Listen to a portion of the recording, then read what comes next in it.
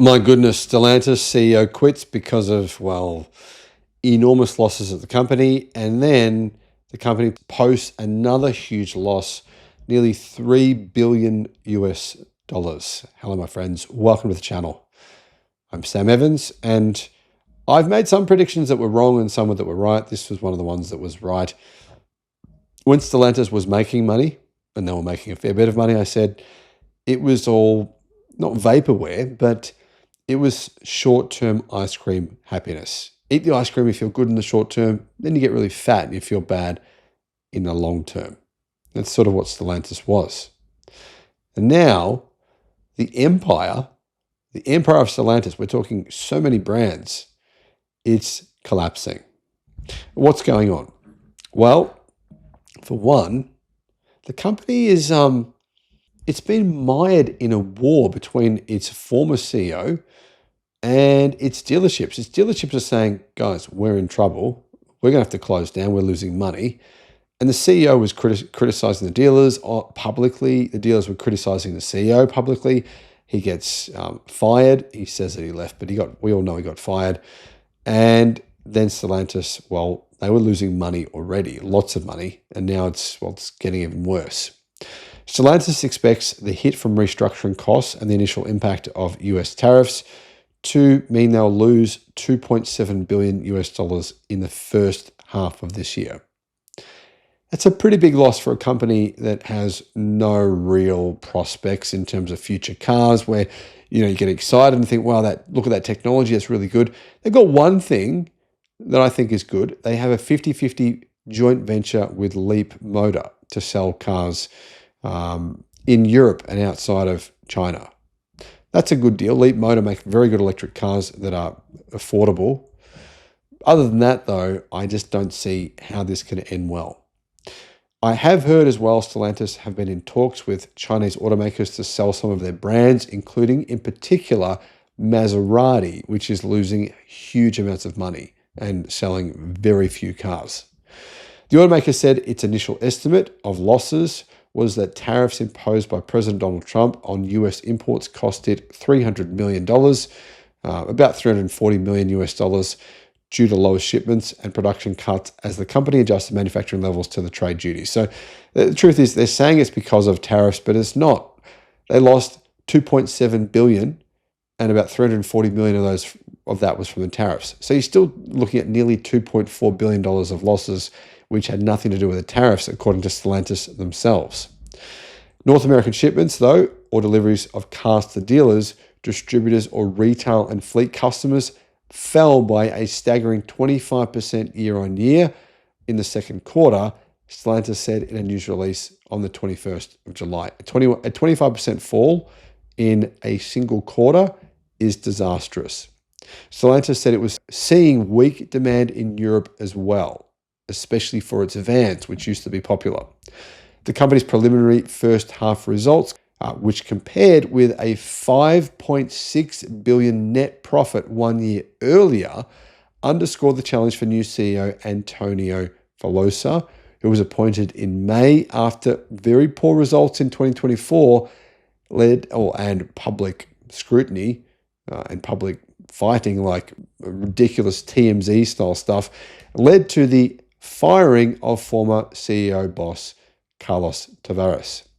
In a letter to employees seen, Velosa, who was appointed in May, said the first 6 months of 2025 had been tough with increasing external headwinds, including tariffs, foreign exchange effects, and challenging macroeconomic conditions. Didn't mention Chinese car companies disrupting them, but that's happening. Despite difficulties, it has also been 6 months of meaningful progress compared to the second half of 2024. He added, pointing to new product launches and decisions to cut underperforming programs. Interesting way to make a bad situation look like it's not so bad. Under Tavares, industry experts said Stellantis had priced itself out of the US market, so that was before tariffs came along, and failed to update popular models, particularly say from Dodge or Chrysler, which basically people are begging Stellantis to give away Chrysler so someone can actually make proper cars for them, leaving the company with vast numbers of unsold cars sitting in dealerships gathering dust. And not just dealerships, but sitting in warehouses for Stellantis. Stellantis' North American sales fell 25% in the second quarter, showing the automaker is in serious trouble. It's not going to get those sales back. It's not going to happen.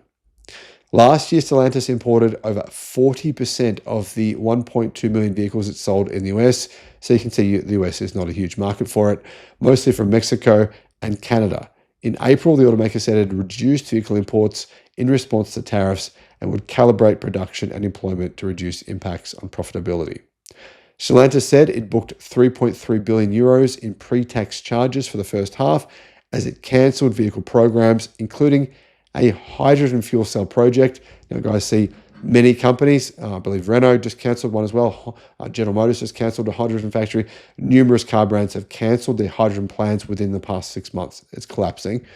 While investing at the same time, beginning back to Stellantis, more in popular hybrid cars in Europe and large gasoline-powered models in the United States. Key phrase here, they're basically investing in old stuff, or large gasoline-powered vehicles in the United States. Earlier this month, Stellantis unveiled a 17,000 euro hybrid Fiat 500, still kind of expensive for the size, I think, which the automaker is banking on to revive its production of cars in Italy, where it still owes the Italian government $400 million for a battery factory it was meant to build but never actually went ahead and built. That's another issue it's facing, and that's probably not on its books either. The company mentioned the net impact of alignment on the emissions regulations in the US, where authorities in June published the final ruling on the corporate average fuel economy standards called CAFE, or CAFE, which regulate how far vehicles must travel on a gallon of fuel. In April, Stellantis suspended its profit forecast for 2025 due to uncertainty about tariffs, but said on July 21 that it was publishing its unaudited preliminary financial data to align analyst forecasts and with the group's actual performance. The group's first half revenue was 74 billion euros, down from 85 billion in the first half of 2024. So in spite of inflation, going up by 3 or 4%, the actual revenue fell by 11 billion euros, so nearly 12 billion US dollars. Should point out as well, revenue actually was pretty bad for Stellantis in the final 6 months of last year, when it was even lower than the first 6 months of this year at 71.8 billion. Global shipments for the company are down 6%, resulting in a $2.5 billion cash burn. Stellantis said it burnt through $2.5 billion of cash in the first half. Overall, second quarter shipments fell by 6%, totally worldwide, to a year earlier, compared to a year earlier, to an estimated 1.4 million vehicles. The results were worse than consensus, but we think poor numbers were anticipated. Bernstein analysts said that despite a big earnings miss, restructuring steps taken by Stellantis suggest decisive actions. JP Morgan analysts said the results reflect the early stages of a company which will go bankrupt. No, they didn't say that. Reflect the early stages of actions being taken to improve performance and profitability, with new products expected to deliver larger benefits in the second half of 2025. Remember, Stellantis did, or some of its brands have declared bankruptcy in China, and I don't see why similar things couldn't happen elsewhere. China's a different market, of course, it's a bit unusual, but still, I think the most likely scenario here for Stellantis is they'll sell off the underperforming brands. In fact, when I say most likely, it is 100% inevitable. I guarantee this will happen. Stellantis will sell off their brands. They're losing money from Maserati. Alfa Romeo is going nowhere. These brands still have a bit of cachet with a lot of people in the industry. I believe Chinese car conglomerates will purchase those brands. I think it's inevitable that they'll happen within the next few years. I mean, when you continue losing money, and they will, there's no path to profitability for this company. They'll continue losing a lot of billions of dollars over the next 4 years, and they'll have no choice but to shrink. When you're shrinking, what happens? You're being disrupted, and it's very hard to come back, right? It's extremely difficult in this situation. When you're being disrupted, there's other automakers with better products than you that can make cheaper cars than you, which have far better tech specs than you, and those automakers are willing to sell at a loss in order to kill you. That's the truth of the situation right now. How do you get out of this situation? There's nothing you can do. Just start selling the stuff that's worth something. And then, well, who knows what then? Let me know what you think in the comments. Am I being too harsh? Let me know what you think in the comments. Thanks for watching.